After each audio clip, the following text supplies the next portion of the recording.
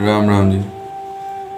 तो तीसरी पौड़ी की दूसरी पंक्ति है, दूसरा पवित्र शब्द है गावे को तान जाने निशान।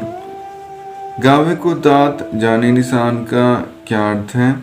गुरु नानक जी कहते हैं कि कोई गाता है, दात जो है उसका निशान समझ के, कि जो दात हमें मिली है, जैसे किसी को कुछ धन संपदा मिल गई, किसी को पद मिल गया, किसी को कोई बढ़िया वस्तु मिल गई, तो वो सब जो है परमात्मा की तरफ से दात दी गई है, एक बख्शिश है। उसके हम पात्र तो नहीं होते, लेकिन हमें अपनी योग्यता से ज़्यादा मिल जाता है। तो कई बार तो कुछ गाड़ियों के पीछे लिखा हुआ होता है, यह भी दात तेरी दातार। तो ये भी तेरी दी हुई दात है, हम इतने योग्य तो नहीं थे, लेकिन तुमने दे दिया है। तो किसी निर्माण व्यक्ति के हृदय में, किसी जो डाउन टू अर्थ व्यक्ति होता है, जमीन से जुड़ा हुआ, उसके मन में ही ये भाव आता है जब उसको कोई सफलता मिलती है। जो अभिमानी अहंकारी होता है, वो तो यही कहता है कि ये मुझे अपनी अकल से, अपनी शक्ति से, अपने बल से मिली है। वो कभी परमात्मा की कृपा इसमें नहीं मानता। लेकिन जो परमात्मा को मानने वाला है और परमात्मा को जानने वाला है, वो इसमें परमात्मा की ही सत्ता, परमात्मा की ही शक्ति, परमात्मा के ही गुणों को देखता है। तो इसलिए जो भी परमात्मा के साथ जुड़ा हुआ है, उसके पास जो भी दात आती है, वो एक निशानी के रूप में परमात्मा के द्वारा दी हुई समझता है। जैसे महाराजा रणजीत सिंह को एक बार दीवान हैदराबाद ने एक सुंदर चंदोई भेजी। तो वो जो राजा महाराजा जब सिंहासन पे बैठते हैं तो उनके ऊपर लगाई जाती हैं। तो वो पहली बार उनके दरबारियों ने लगाई, बहुत सुंदर थी, रतन जड़े हुए थे। तो महाराजा रणजीत सिंह आए और सिंहासन पे बैठने से पहले ही उनका ध्यान उस पे पड़ा। उन्होंने चंदोई की तरफ देखा और देखते रह गए कि बहुत सुंदर है। उन्होंने दरबारियों से कहा कि ये उतारो। दरबारियों ने सोचा कि शायद कोई गलती हो गई है। उन्होंने बताया कि ये बहुत सुंदर चंदोई दीवान हैदराबाद ने भेजी है। तो उन्होंने कहा कि चलो, ये हैदराबाद के जो सुल्तान हैं उन्होंने भेजी है, लेकिन फिर भी इसको जल्दी से उतारो। जब उतारने का कारण पूछा तो रणजीत सिंह जी ने बताया कि इतनी सुंदर चंदोई अपनी ज़िंदगी में मैंने कभी नहीं देखी, तो इसके नीचे मैं बैठने का अधिकारी नहीं हूँ, ये दरबार साहब में होनी चाहिए। तो उसी वक्त उतार के वो दरबार साहब में लगा दी गई। तो इससे पता लगता है कि महाराजा रणजीत सिंह के मन में गुरु साहिबान के प्रति कितना आदर सम्मान था, कितना प्रेम था।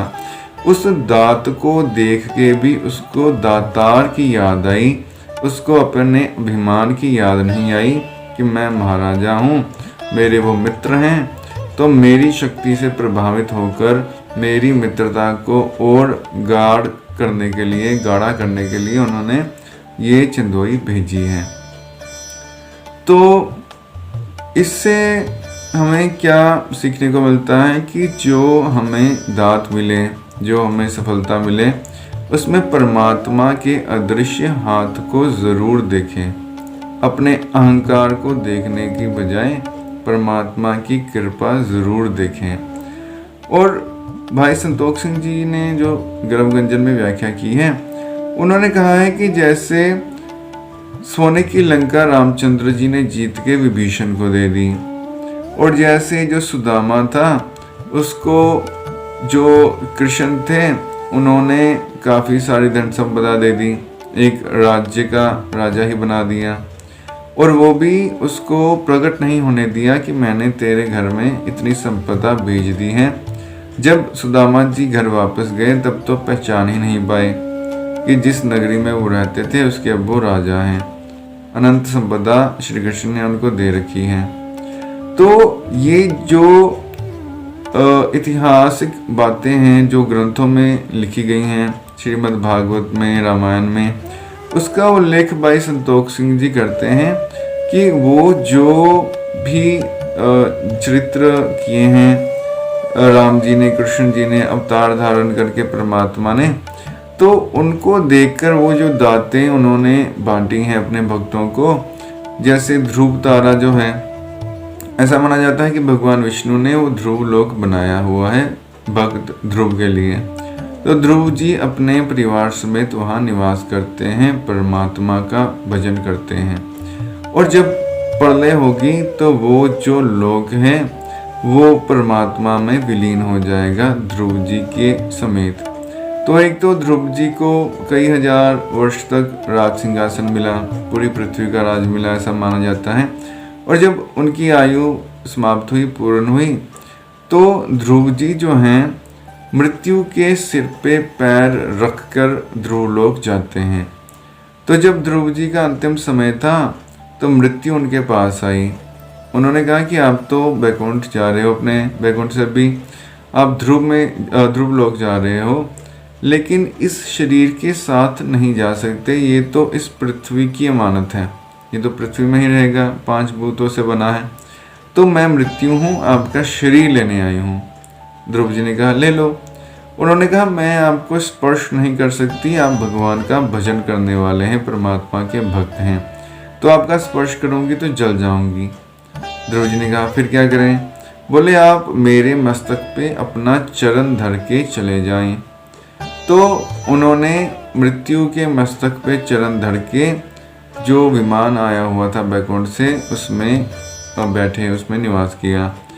तो इसका क्या अर्थ हुआ कि जो भगवान के भक्त हैं उनको मृत्यु की पीड़ा नहीं होती, उनको कष्ट नहीं होता और उनको संसार छोड़ने का कोई दुख भी नहीं होता।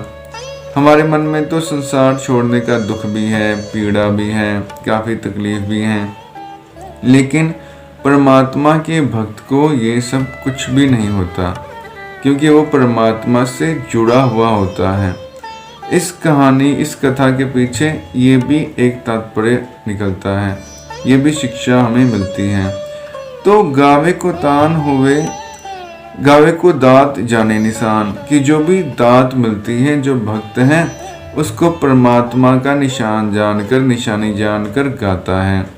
या जो भी कथाएं हैं, पवित्र कथाएं हैं राम जी की, कृष्ण जी की, उसमें जो दातें उन्होंने अपने भक्तों को दी हुई हैं, तो जो उनके भक्त हैं वो गाते हैं कि परमात्मा इतना दयालु है, इतना दयावान है कि अपने भक्तों को वो धन्य धान्य से भरपूर कर देता है, भंडारे भरपूर कर देता है, उनको किसी भी वस्तु की कमी नहीं आने देता।